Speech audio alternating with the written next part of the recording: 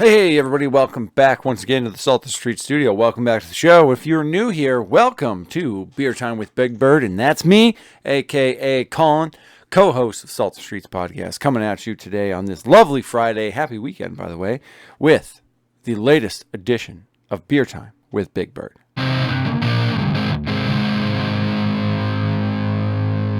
And as per the usual, before we jump into everything, just a huge shout out to the massive show, episode 127 of the Salt Streets podcast, what we did last Saturday. Huge shout out to everybody that showed up in the live chat. It was amazing. We had done a little bit of creative marketing and reached out to one of our Donovan and I's one of our regular podcasts we listen to.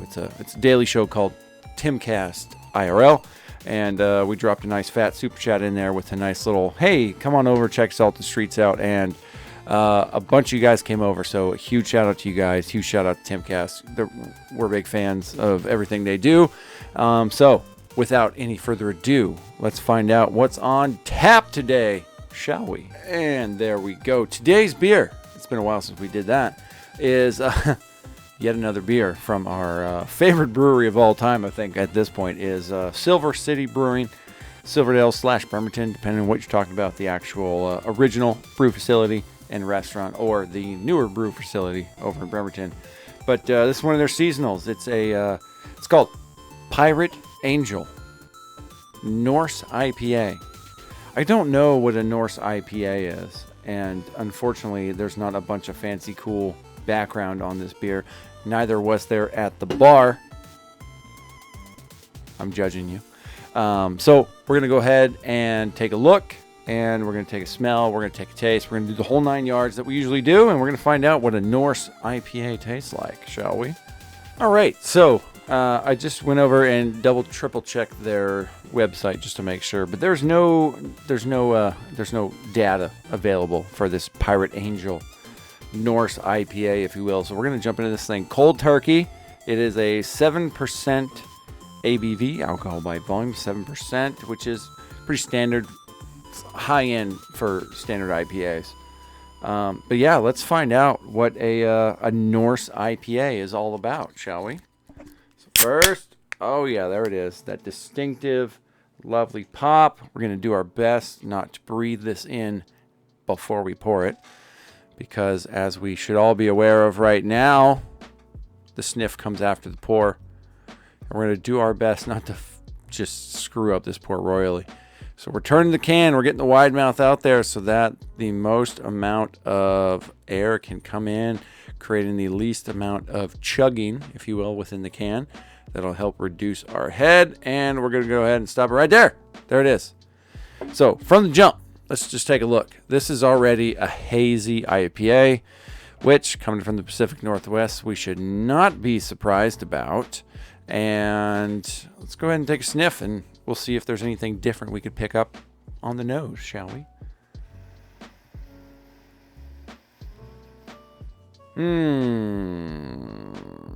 Nothing immediately pops out as special. Nothing immediately jumps out at you like, hey, this is why I'm different. Nice, like, mellow blend of hops on the aroma. Nice mellow blend. Semi-sweet.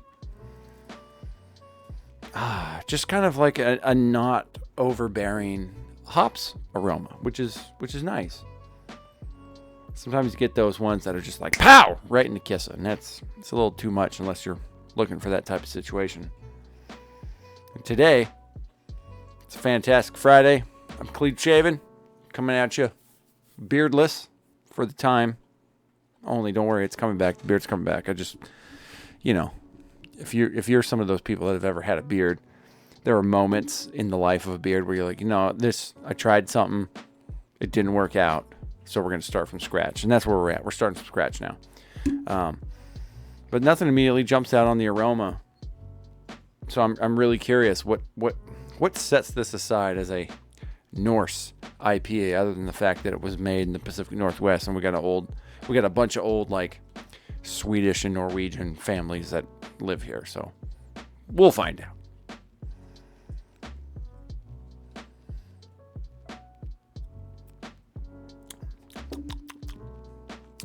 Ooh, okay. There's something interesting going on there. It's got a sharpness layered within the bitterness that I can't put my finger on. In many cases, when people try to bring in some kind of Nordic vibe to their bevies, usually what we're talking about is the addition of juniper berries. It's kind of an evergreen bush, has berries in it. You'll find it in all sorts of different things, from meads to beers. It's all over the place, and it's kind of a bitter, semi-sweet berry that works really well in the beer world and in the wine world, to be perfectly honest. Very piney. It's almost like gin in that kind of fashion.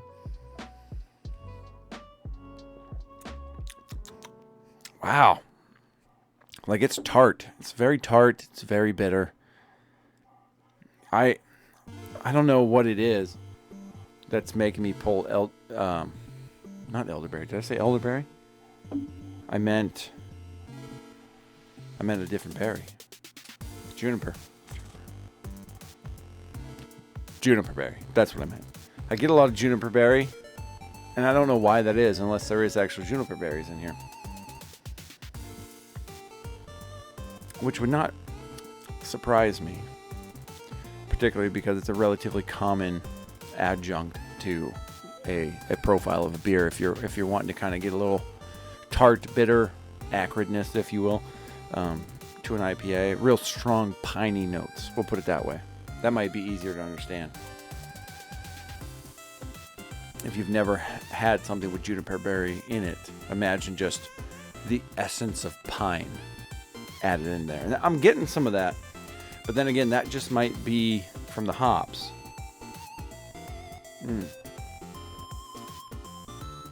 Man, I can't put my finger on it, but it's there somewhere. I swear it's there somewhere. And if there's not juniper berries in here, then I will say something's coming out in whatever hop recipe they used to pull some of those more piney notes from. There is a lot of hops out there that do tend to have a lot of that pine flavor come through. So I wouldn't be surprised if it's just layered within the hop profile of this beer. But it's a nice color. It's hazy, which is very common these days. The more or less filtered. I'm not going to call them unfiltered, but they're less filtered beers. Allows you to get some more proteins and stuff in that beer and give it a nice, cloudy color. It's easy drinking, for sure. It's definitely easy drinking. It's not too bitter. That kind of pine essence, or juniper berry, if I'm taking a wild shot to left field, it really does this thing. That's what makes this thing special. That's what makes this, maybe that's what makes it the Norse IPA. I'm going to go with that, because I kind of feel like I'm in the Pacific Northwest rainforest when I drink this thing. Or even back east in eastern Washington, a lot of actual pine trees out there. We don't have a lot of pine trees in the Pacific Northwest. Very, very few. We got a lot of Douglas firs and hemlocks and things like that, which are all derivatives of essentially the same type of deal. But there's something about a pine tree that tastes extra piney. It smells extra piney, I should say. The sap in particular gathers right underneath the outer layer of the bark. And so if you put your hand on a pine tree and you kind of rest your hand on it, odds are you're going to come away with some sap on your hand. And you're going to smell it, and it smells a lot like the way this beer tastes. And I don't hate that. But then again, I also am a fan of gin, which, in my subjective opinion, kind of tastes like the alcohol of pine needles, which, again, I'm a fan of. I understand that a lot of people aren't, but that's what I'm getting from this. So I'm going to go ahead and plant my flag in the fact that I think this thing is either derived from juniper berries, or the hop profile, it just pulls out and concentrates on the piney flavors, if you will. Either way, fantastic beer chacho right here. The can is really cool. It should surprise nobody. It's just Mjolnir, the Norse hammer of Thor. If you're a fan of the Marvel movies, you'll have seen Mjolnir before, and so it's Mjolnir with some angel's wings. And as I think we all should know, what is a Norse angel really? It's a Valkyrie. So we're talking about, I don't know why they don't call it Pirate Valkyrie. Come on now. If we're going to call it a Norse beer, let's be real here, Silver City. But in reality, huge shout out to Silver City. I know we do a lot of Silver City beers on the show. It's not necessarily because we have to, because there's only one local brewery. It's just, I mean, they're 5 minutes from my job. And I was just there this afternoon having some lunch with Donovan, a.k.a. the original Salt of the Streets, a.k.a. alpaca_Donovan on Instagram, my co-host and partner in crime in this thing that we call Salt of the Streets. We were there. We had a couple beers at lunch, and it got me kind of inspired to bring this Pirate Angel Norse IPA back home to do the beer show on that today. So yeah, there we go. That's it. Silver City, once again, we do love you. You guys make lots of beers. You're pulling away some of our favorite pale ales off the normal rotation and replacing them with other ones. Fortunately, Sonic Rain is a solid pale ale, and we enjoy that a great deal. So we're not too sad about the dropping of our old standard pale ale. So we're going to give you that benefit of the doubt there. Also, they have an amazing restaurant. If you're anywhere in the Pacific Northwest and you're going to be in the Bremerton, Silverdale area, please check them out. It's a fantastic lunch spot. It's a fantastic dinner spot. Everything from high-end steaks to burgers and fries. And they are yours for a halfway decent price. Plus, you got a whole list of amazing microbrews at your disposal. So, once again, huge shout out Silver City. Happy Friday, everybody. Thanks for tuning in to Beer Time with Big Bird. I, of course, am Big Bird, and this is Salt of the Streets. Stay tuned next Friday for another fantastic episode of Beer Time with Big Bird. We're going to be diving into new and more fantastic things every single week, and we're going to be sitting here, we're going to be smelling, we're going to be tasting, we're going to be talking about it. So I hope to see you there, and if you, for some reason, are not checking out the rest of our content right here on the Salt of the Streets YouTube channel, please do that. You're doing yourself a disservice by not watching them. Monday through Thursday, we got Salty Shorts, which are clips from our bi-weekly. Every 2 weeks, we do a massive podcast, and then we put out clips between 10 minutes and 25 minutes. And then, of course, we drop each segment of the main podcast, which are between an hour and a half, Monday and Wednesday, all week long. We just dropped part 2 of 4 for episode 127 on Wednesday. If you have not checked that out, it's fantastic.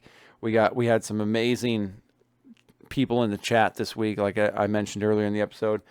We had some great conversations about the goings-on and the politics of our current era. So please, if you're at all semi-interested in that, you owe it to yourself to check us out and hear what we have to say. I hope that we might be able to change a little bit of your mindset. Or I hope you might agree with us and help spread the message. So with that, happy Friday again, everybody. I hope you all have a fantastic weekend. I know I will, especially with a nice tall boy 4-pack of this Pirate Angel from Silver City. Cheers, everybody. Have a fantastic weekend. Welcome to the Salt of the Streets, coming at you every week.